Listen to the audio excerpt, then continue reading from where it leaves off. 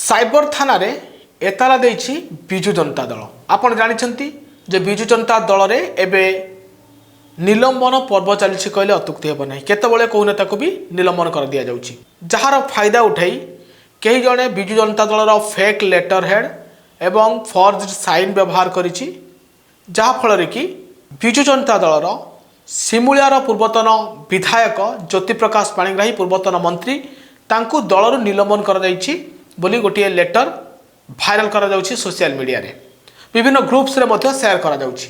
आ जाकु नै बीजेडी नजर को आसी, बीजेडी कार्यकर्ता माने कन्फ्यूज होइचंती, नेता माने मध्य कन्फ्यूज होइचंती जे केतेबेले ज्योति प्रकाश पाणिग्राही को दल निलंबन करागला, कौन पई निलंबन करागला।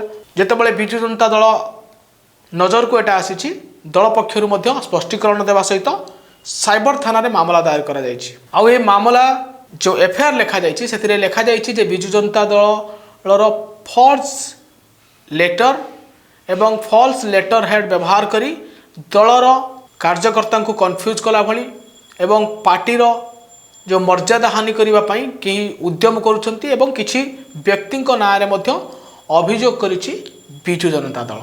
ज्योति प्रकाश पाणिग्राही को दलरू निलंबन करा जाई नाही।